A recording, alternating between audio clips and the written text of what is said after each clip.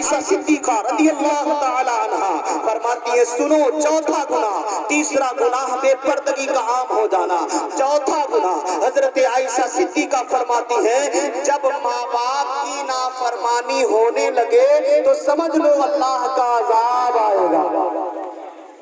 اب ان چاروں گناہوں کو دیکھ لیں، چاروں گناہوں کو، شراب نوشی عام ہے، بے پردگی عام ہے، گانے بجانے عام ہے، ماں باپ کی بے عزتی عام ہو گئی ہے، ماں باپ سے آج کا نوجوان کٹتے جا رہا ہے، دور ہوتے جا رہا ہے۔ پانچواں گناہ حضرت عائشہ صدیقہ فرماتی ہیں سنو، پانچواں گناہ جب ولیوں کی شان میں گستاخی ہونے لگے تو اللہ کا عذاب آئے گا۔ ولیوں کی شان میں گستاخی ہونے لگے، اللہ والوں کی شان میں گستاخی ہونے لگے تو سمجھ لیجیے اللہ کا عذاب آئے گا۔ کیا آج ولیوں کی عظمت پہ حملے نہیں ہوتے؟ 40 دن کا چلہ میں گیا، لوٹ کر آیا تو کہا مزار پہ نہ جانا، ولیوں سے کچھ مت مانگنا، چادر کو مت چومنا، 40 دن میں نہ جانے اسے کیا ہو گیا، گیا تھا مومن بن کر آیا تو شیطان والا ہو گیا۔ ولیوں کی شان میں گستاخیاں ہو رہی ہیں۔ ابھی جب تک مسلمان ولیوں کے دامن سے جڑا رہا، وقت کا سلطان ہوا کرتا تھا، وقت کا بادشاہ ہوا کرتا تھا، لیکن جب ولیوں سے تعلق ٹوٹتے گیا، کوئی اسٹیج پہ بولتا ہے ولیوں کی چادر کو چومو تو کوئی مسجد میں کھڑے ہو کر بولتا ہے چادر چومنا شرک ہے، مزار پہ جانا بدعت ہے، یہ فاتحہ کرانا ناجائز ہے۔ ایسے ناجائز کہنے والے خود ہی ناجائز ہو سکتے ہیں لیکن چادر چومنا ناجائز نہیں ہے۔ ایسے ناجائز کہنے والے خود ناجائز ہو سکتے ہیں لیکن مزار پہ جانا ناجائز نہیں ہے۔ ایسے ناجائز کہنے والے خود ناجائز ہو سکتے ہیں لیکن ولیوں کی بارگاہوں سے مانگنا ناجائز نہیں۔ یہ 5 گناہ دماغ میں رکھ لیجئے اور اپنے معاشرے کا جائزہ لیجئے۔ کئی لوگ تو مجھ سے ناراض ہو جاتے ہیں۔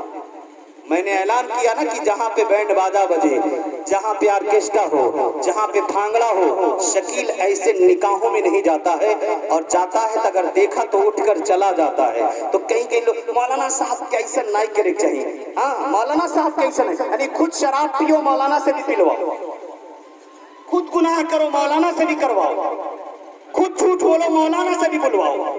آج کی قوم یہی چاہتی ہے کہ اگر ہم گناہ کریں تو کوئی ہمیں سمجھائے نہیں، ہم شراب پیئیں تو ہمارا بگڑتا ہے، مولانا کا کیا بگڑتا ہے، ہم گناہ کریں ہمارا بگڑتا ہے، مولانا کا کیا بگڑتا ہے، ہم چاہے طوائف کی ناچ کروائیں، چاہے چھکوں کی ناچ کروائیں، چاہے ہجڑوں کی ناچ کروائیں، مولانا کا کیا جاتا ہے؟ ارے مولانا کا کچھ نہیں جاتا ہے، لیکن آپ اگر اپنے گھر پہ ناچ کراؤ گے مولانا کا نہیں بگڑے گا، آپ اپنی آخرت کو برباد کرو گے۔ اور اللہ کے نبی نے فرمایا ہے کہ قیامت میں اللہ جاہلوں سے نہیں پوچھے گا، علماء سے پوچھے گا۔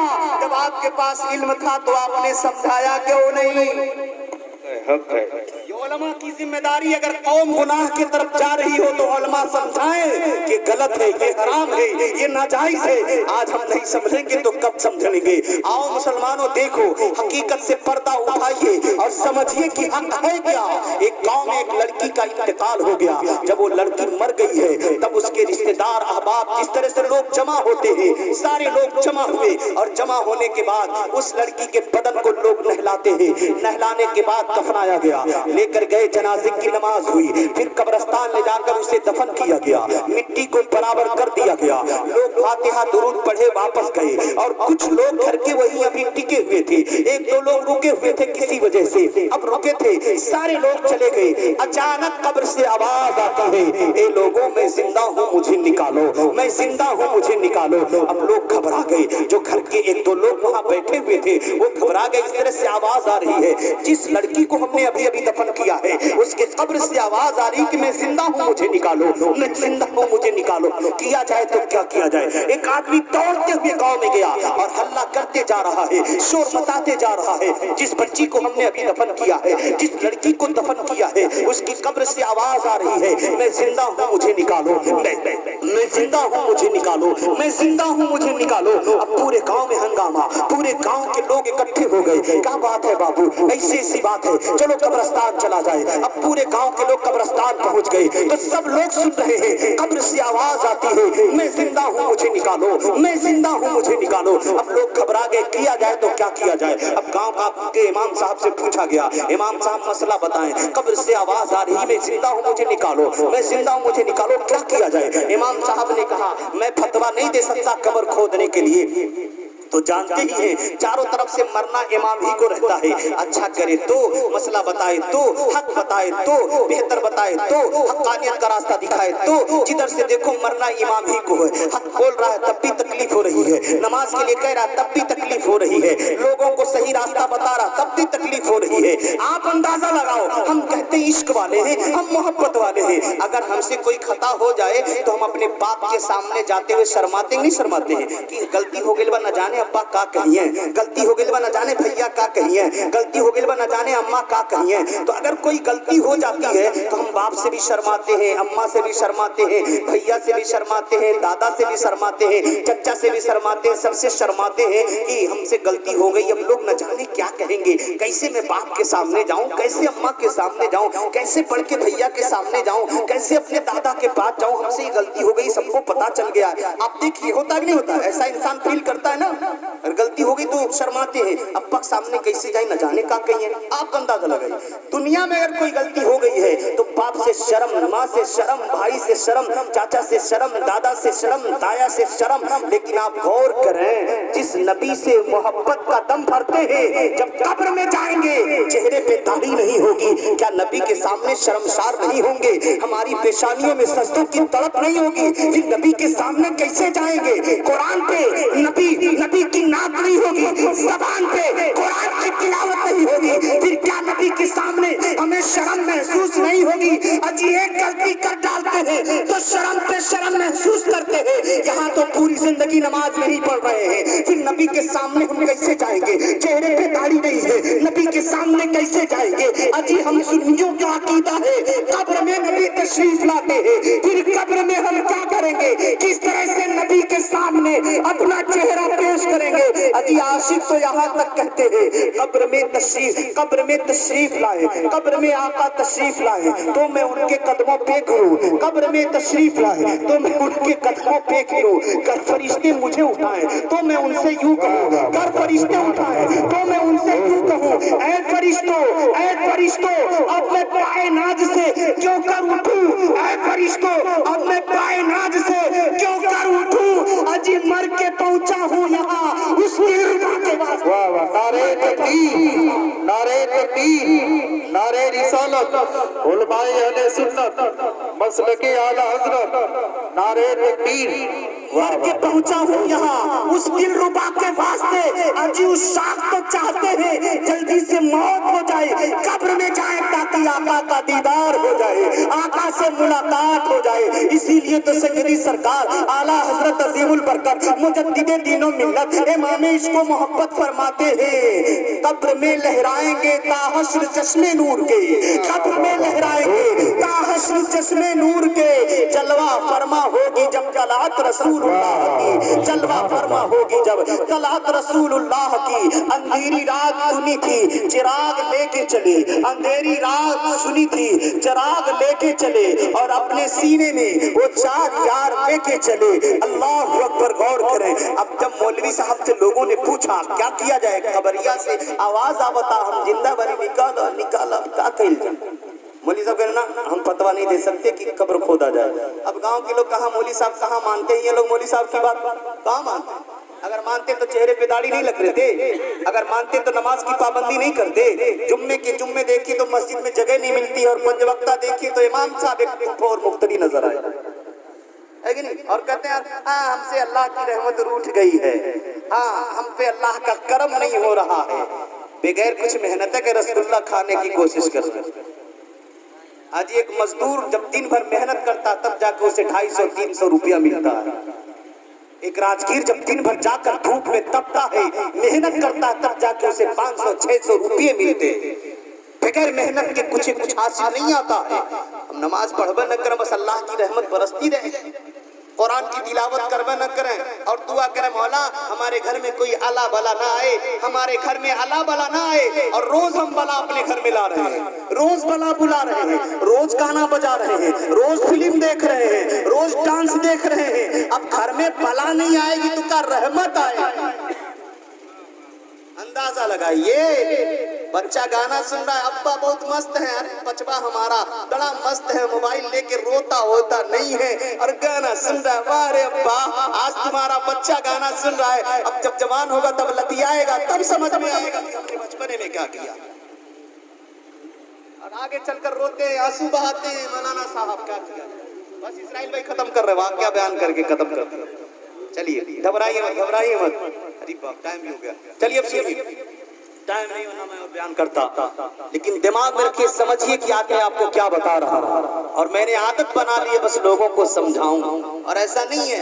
अल्हम्दुलिल्लाह पहले कोशिश करता हूँ मैं अमल करूँ, उसके बाद लोगों को बताऊं, कोशिश करता हूँ।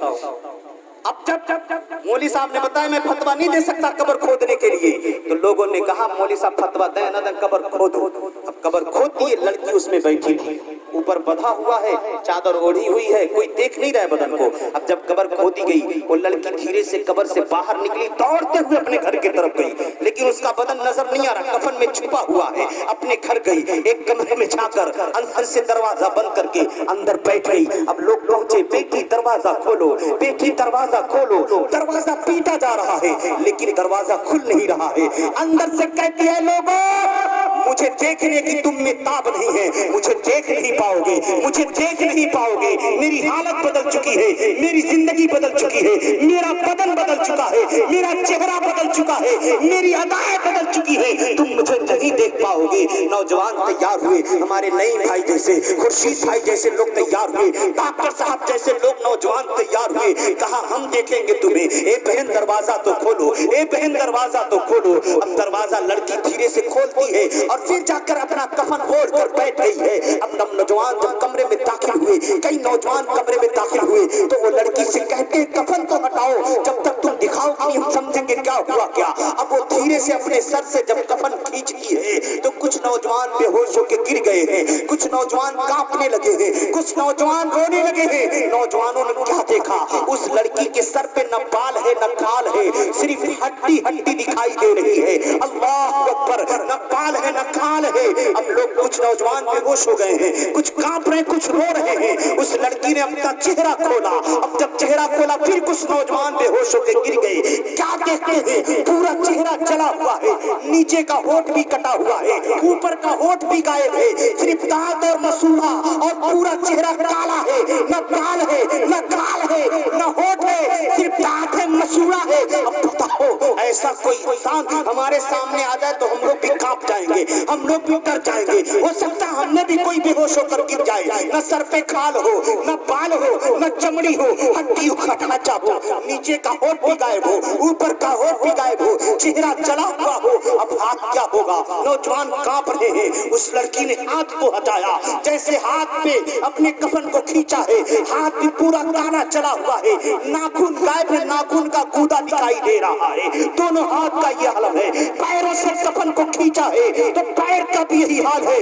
दोनों पैर चले हुए हैं, नाखून गायब है, गूदा दिखाई दे रहा है। अब लड़की चिल्ला रही है, ए लोगों ये मेरी हालत है। कुछ नौजवान अभी भी काबू में थे, कहा बहन ये कैसे हो गया, तुम्हारे सर के बाल क्या हो गए, तुम्हारे सर का काल क्या हो गया, तुम्हारा बदन क्यों जल गया, तुम्हारा चेहरा क्यों जल गया, तुम्हारा हाथ भी चला है, तुम्हारे नाखून गायब है, ये क्या मामला है। अल्लाह अकबर। उस लड़की ने कहा, ए मेरे भाइयों में क्या बताऊं, जब मुझको कब्र में लिटा दिया गया, मिट्टी को बराबर कर दिया गया, लोग कुछ ही दूर गए होंगे, फरिश्ते आ गए, मुझसे सवाल जवाब हुआ। उसके बाद कुछ ऐसे फरिश्ते आए जो कहने लगे, देखे ये वो लड़की है जो नमाज तो पढ़ती थी, कुरान तो पढ़ती थी, लेकिन जब घर से निकलती थी तो अपने सर पे दुपट्टा नहीं रखती थी, ये अपने बालों की नुमाइश किया करती थी, अपने बाल को नौजवानों को दिखाया करती थी, लोगों की निगाहें इसके बाल पे पड़ते थे। ये वो लड़की है जब घर से निकलती थी अपने होठ को रंगीला करके निकलती थी, ये वो लड़की है जब घर से निकलती थी अपने नाखूनों को रंग करके निकलती थी। ए लोगों, जैसे फरिश्ते आए बात करने लगे, कहा ए फरिश्तों इसके बदन को जलाओ, इसके सर पे इतना मारो कि इसका बाल खींच लो, इसकी खाल खींच लो। आग के सड़सी से मेरे नाखून खींच लिए गए, मेरा बदन जला दिया गया।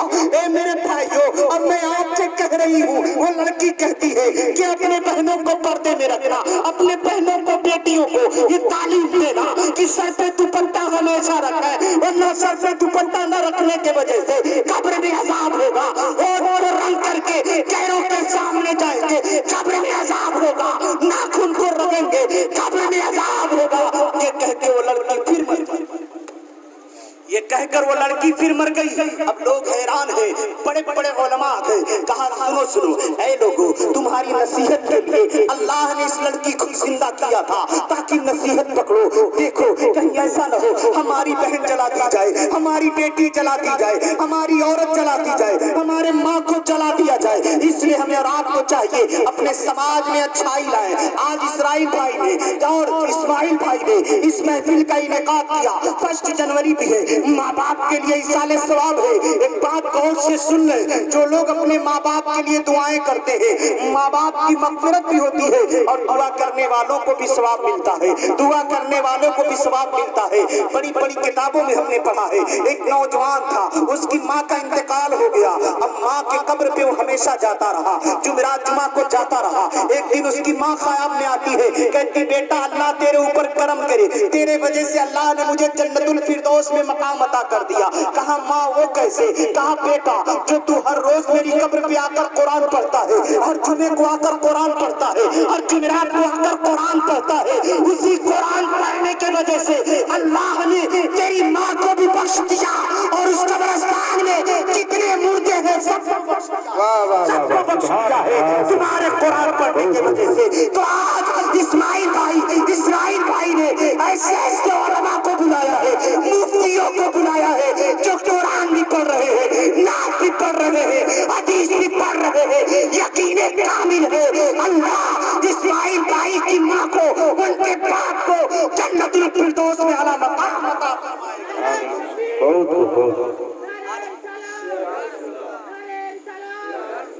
تو آپ لوگ ایسی محفلیں سجائیں، ہر روز قبرستان جائیں، ہر روز نہ جا سکے تو کم سے کم جمعرات یا جمعہ کو ضرور جایا کریں۔ اللہ ہمیں اور آپ سب کو سمجھ کر عمل کی توفیق عطا فرمائے۔ وما علینا البلاغ۔ السلام علیکم۔